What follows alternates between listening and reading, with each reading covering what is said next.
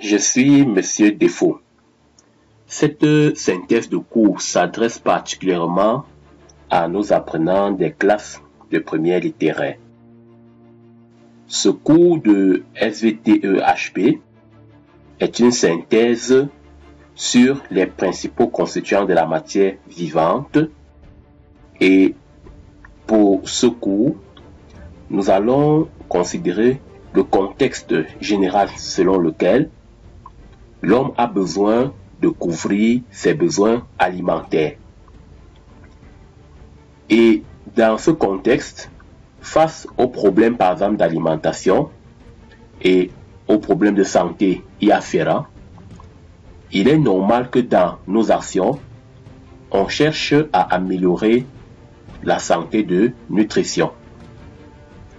Partant de là, l'objectif de cette séance de cours vidéo sera de vous amener à être capable de mettre en évidence les constituants de la matière vivante. Autrement dit, être capable d'identifier ces constituants. Alors, nous allons parcourir ensemble cette petite synthèse. L'analyse chimique des aliments que nous consommons montre qu'elles renferment des substances minérales, comme l'eau et les sels minéraux, et aussi les substances organiques. Ces substances peuvent être identifiées par plusieurs méthodes, et comme j'ai dit tout à l'heure, c'est le principal objectif de notre séance. On commence bien sûr par les constituants minéraux, comme l'eau, les constituants minéraux étant des constituants incombustibles. L'eau est le constituant le plus abondant des êtres vivants.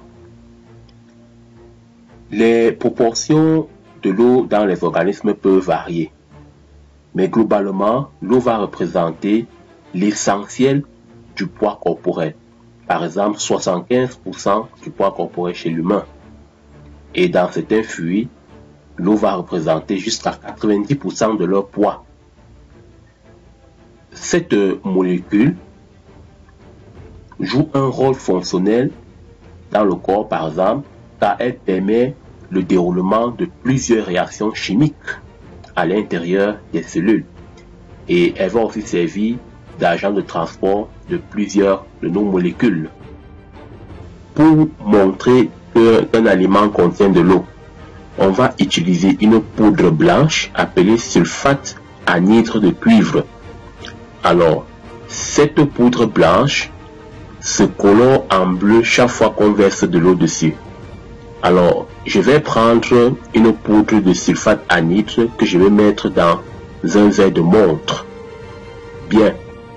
Ensuite, je vais verser sur ce sulfate anhydre de cuivre quelques gouttes d'huile.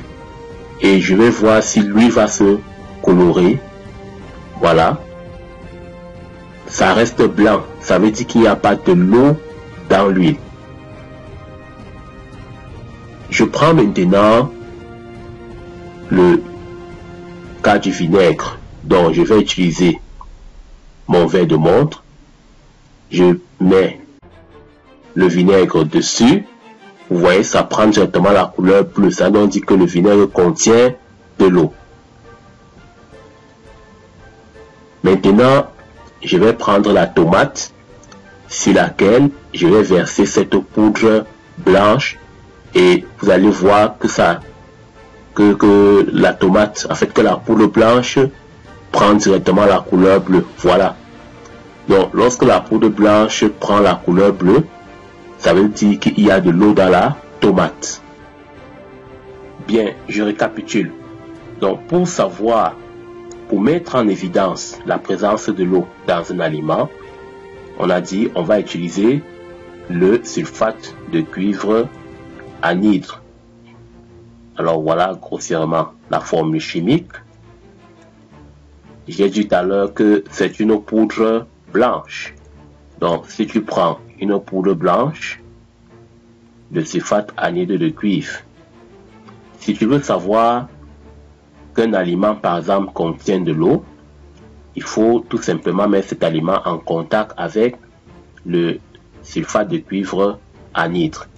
Alors, si j'ai par exemple ma boîte d'huile là, si je veux mettre en évidence la présence de l'eau, alors je prends quelques gouttes d'huile que je vais verser sur la poudre de sulfate anhydre.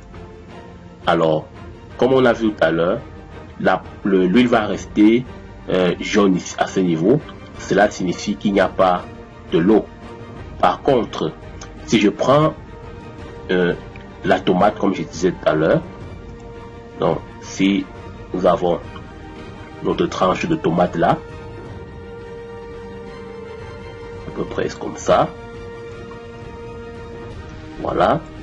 Alors si je verse plutôt la poudre de sulfate anhydre de cuivre sur la tomate, immédiatement cette zone va se colorer en bleu.